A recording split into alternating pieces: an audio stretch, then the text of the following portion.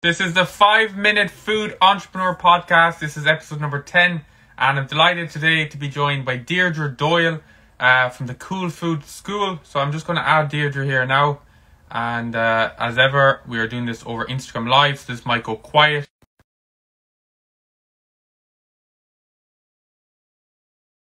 Now, we should be back. I'm going to get Deirdre in now. Any second. Do we have it? No.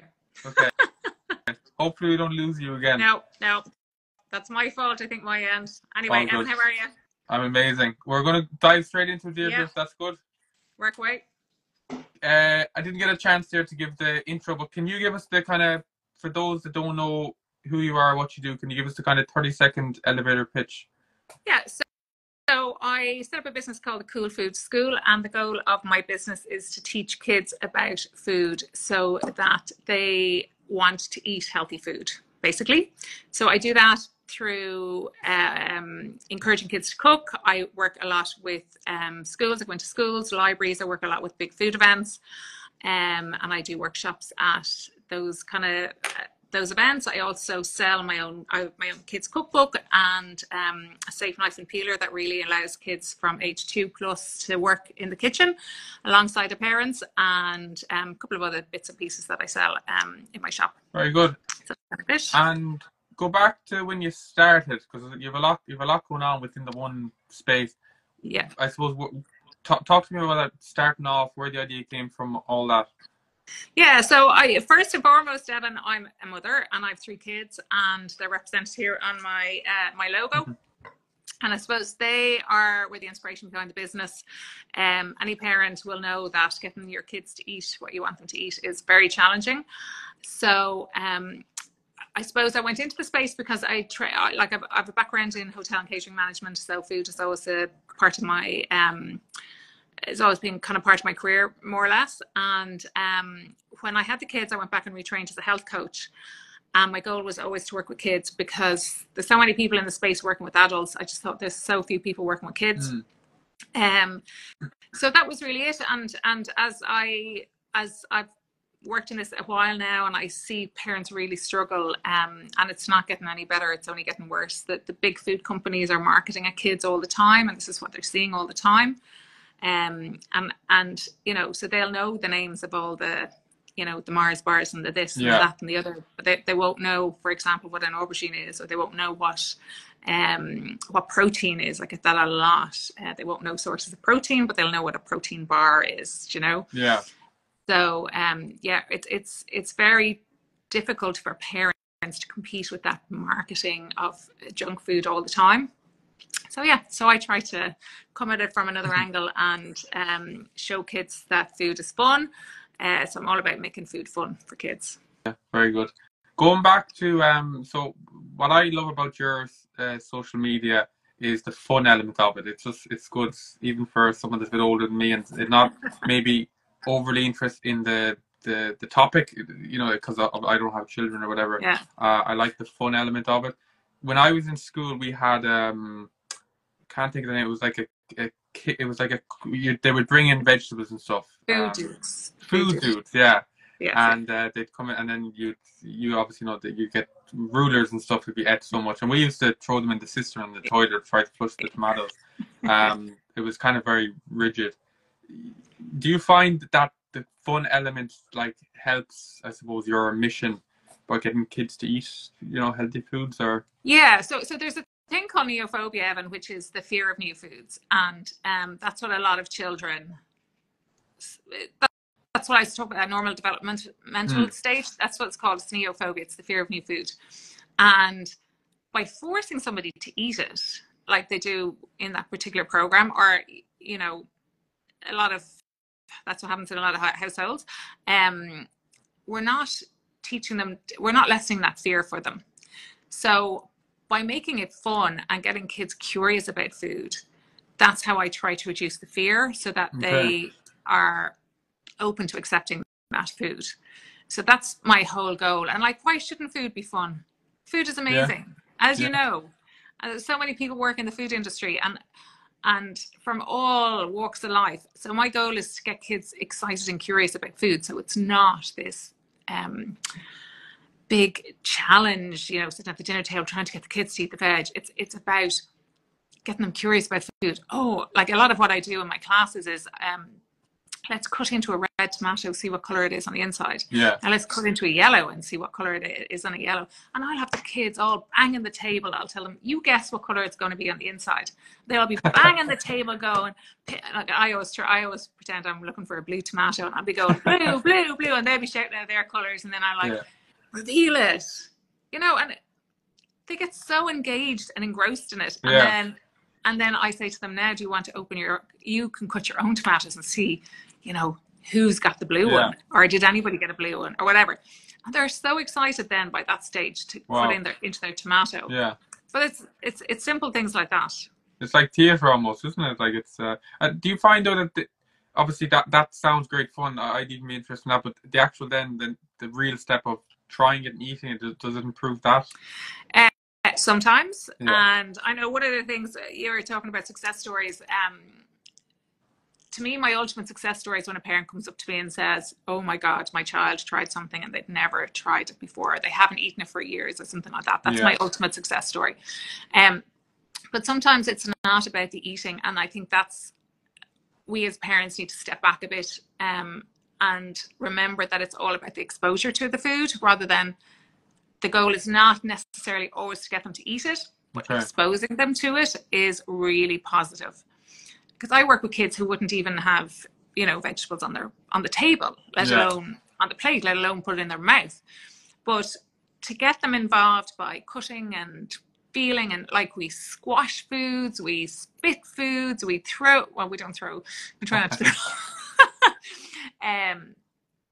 You know, we cut foods, we smell them, we're all encouraging them to reduce that fear. And I always say to kids at the beginning of the class, if you don't eat something, you don't have to, because it's that fear of putting it in their mouth sometimes will stop them engaging. So I always say to them, if you don't eat it, it's up to you. Okay. It's totally up to you. Yeah. I know that can be challenging for parents, you know, who cooked a dinner and they're like, eat the dinner. Yeah. You're not leaving the kitchen table till you eat this. Yeah. And you're still there at 12 o'clock at night. Yeah, no, but that's counterproductive. Counterproductive. Fair enough. Deirdre, I really appreciate your time. Let me finish up on one last one. Slightly different than maybe the conversation, but I'm interested in chatting to you from obviously a business standpoint as well, because what you do is a business and you've done it for a long time now, and you have so many different facets to it.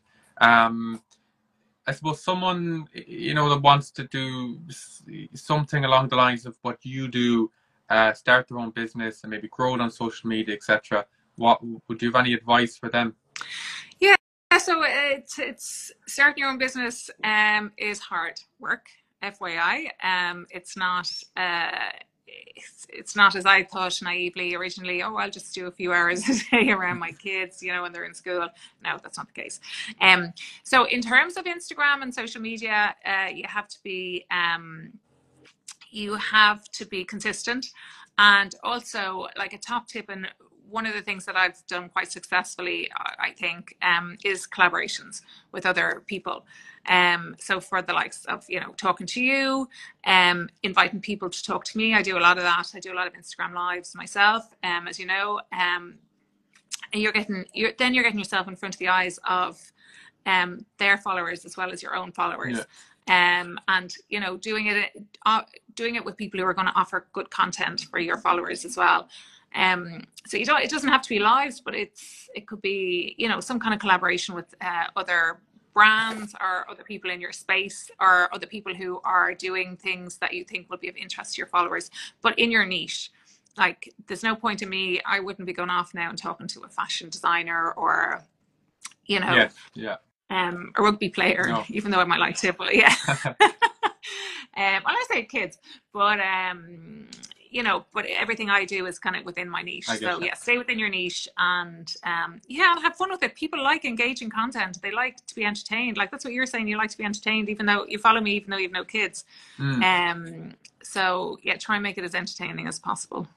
Perfect. I said the last one, but this is definitely the last one, because I feel like there'll be people watching this and like they'll be saying, "Oh, geez, you need to ask this." September, I'm sure there's a lot of, you know, parents getting a bit edgy now with that whole thing, or maybe they're excited to get the kids off. I don't know. But lunch boxes in September seems to be kind of a pain in the you know what. Yeah. Any advice around that? It's a real trigger point. Yeah, I have a lot of opinions around lunchboxes, Evan. It's a real trigger point for parents, and it's interesting because I don't know if you're aware of this, but there are hot meals in schools now. No. And yeah, I think by next year, possibly the end of next year, I'm not sure the exact date, but all kids in primary school will have a hot meal. Oh, wow. Yeah, so it's already working in, I don't know, 50-60% of schools across the country. So it'll be interesting to see how that impacts the school lunchbox issue. But I have a few tips for parents. Number one tip, get your kids to make their own school lunches. Oh, wow. That's controversial. End of story. It's a really simple meal.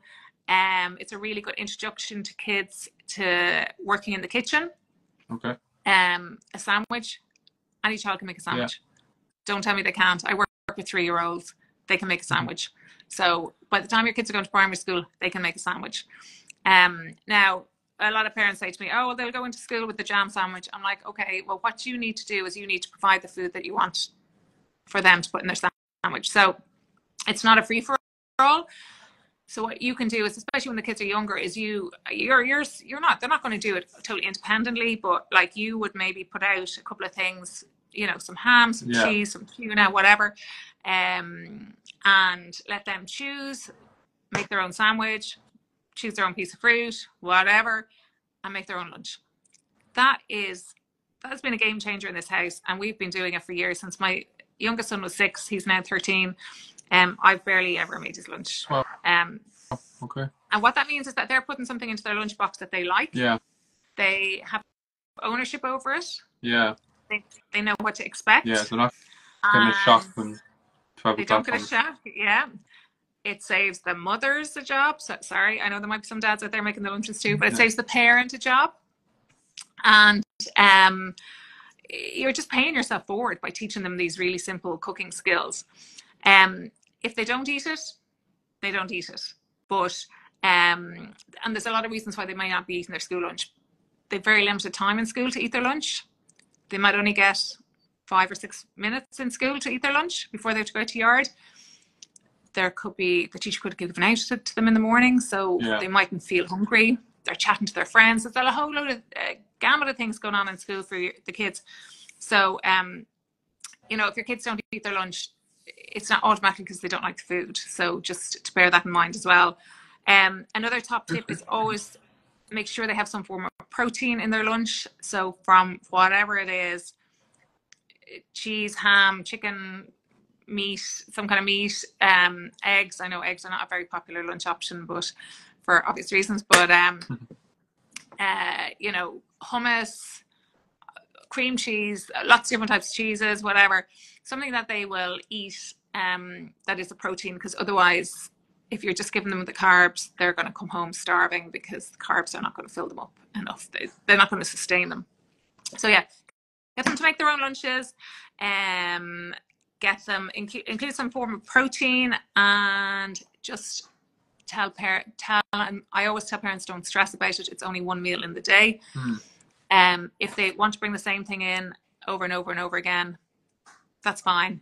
Vary the food at home a bit more then, because school can be very difficult for some kids, and you don't want to make the food another difficult part of that day. It's better that they go to school and eat something than you make this amazing lunchbox and it comes home uneaten. Because that way they're not getting the food anyway. Yeah. And you've spent all this time making it. So yeah, there'll be my top tips. Okay. Lovely. Deirdre, thanks a million. That was great. Great to chat, and great advice for parents from September. Yeah. Thanks a million, Evan. Lovely. Chat to you soon. Bye now. Bye.